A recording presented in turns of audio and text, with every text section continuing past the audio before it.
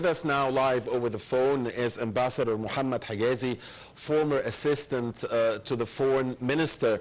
Thank you very much, Ambassador Higazy, for joining us.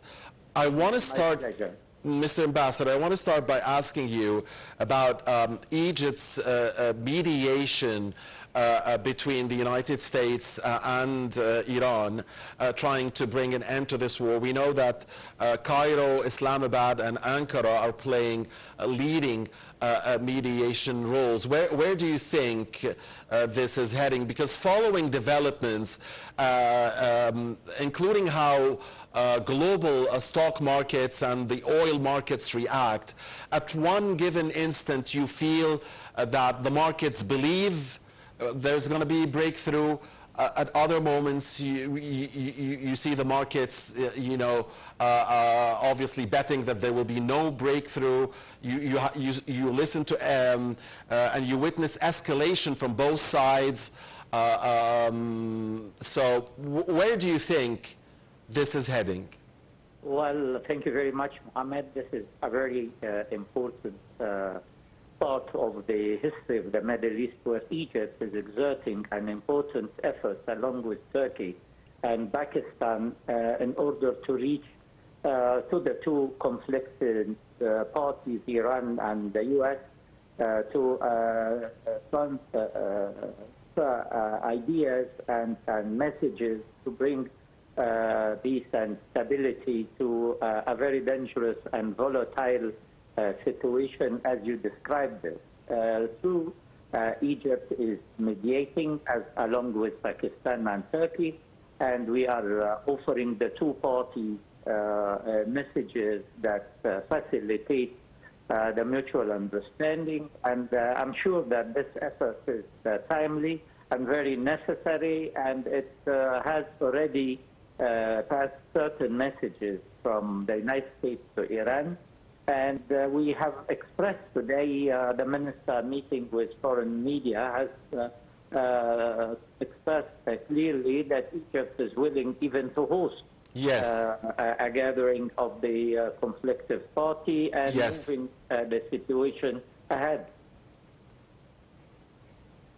Yes, Mr. Ambassador. Yes, Mohamed, listening to you. Please, go ahead. Yes, Ambassador Higazy, we are hearing, some leaks about the 15-point plan, Mr. Trump's 15-point plan. Again, personally, I mean, with your experience, where do you think this is going? I mean, Mr. Trump today threatening to hit Iran harder if it does not accept what the White House called its military defeat. Iran, threatening to use the Bab al-Mandab and the Red Sea cards. We're seeing navigation go through the Strait of Hormuz. Today we saw a Thai ship, a ship from Thailand pass through. We've seen Chinese ships also pass through. Seemingly, Iran has agreed to abandon its nuclear program, and obviously that was the main sticking point. So, other than that, do you think there will be main obstacles, or is it a game of, of ego between stubborn leaders here and there? Well, Mohammed, you may recall the last round or the third round of talks in Geneva after the two first rounds in Oman. The situation was quite closer to the 15-point plan that has been leaked, and everybody knows that the United States is asking the same of what she has already guaranteed in Geneva. I mean that the 15-point plan is quite simple. It is the end of Geneva discussion and talks. It seems that the United States should now understand that the war did render damages to everybody, and the claim of victory can be granted to the two parties. Iran can say that she resisted and she stayed in the battlefield till the end, and the United States can say that she dismantled the Iranian nuclear program, as well as guarantees over the practices of the Iranian agents in the region being it Hezbollah or others, as well as the rocket launching guarantee that will allow Dynasty to say that it has completed the goals of the war.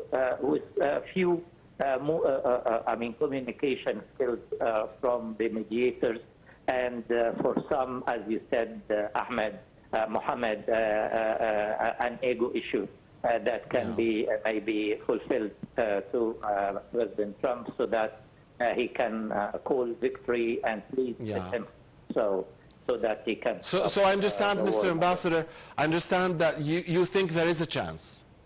Of course, there's an important chance. The damage a good chance. Is huge, a very good chance. The damage is huge, and the losses are unbearable.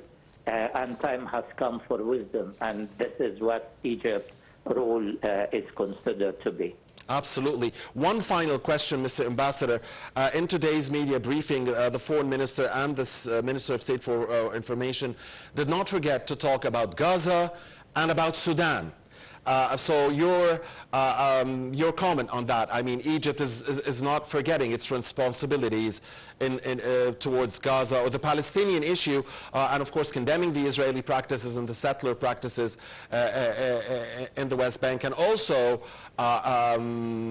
stressing again on the need to respect Sudan's sovereignty and territorial integrity and to support national institutions there. So just the point about Egypt not forgetting its responsibilities towards the Palestinian cause or Sudan, even in the midst of this war that has, engulfed everything.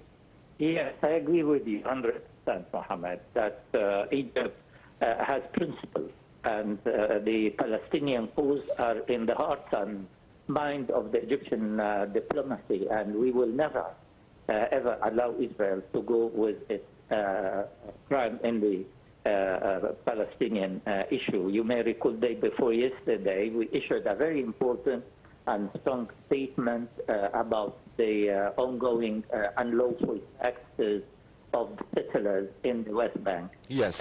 We are also following the situation in Sudan with the attention required. Sudan also is a battlefield that requires attention from world community. So this is a reminder.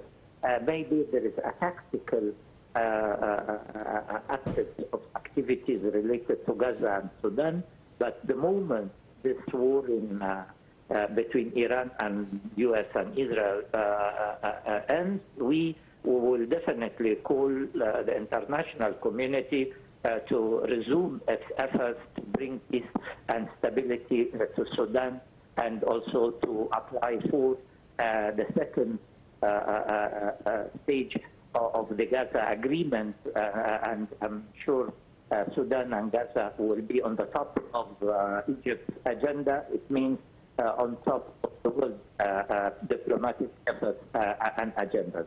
All right, thank you very much, Ambassador Mohamed Higazy, former Assistant Foreign Minister. Many thanks for your time and your insight. And of course, Egypt sending much needed relief aid to Lebanon on this Wednesday, and also condemning the Israeli violations there in Lebanon, and certainly Lebanon will also be on Egypt's agenda. Oil Brent crude is now trading at $102.68 as there are some 23 minutes before American markets close. Let's watch now a report about the economic effect of the Iranian-American-Israeli war, and when we come back we will start a Q&A session with a dear guest here in the studio, an expert on economic affairs.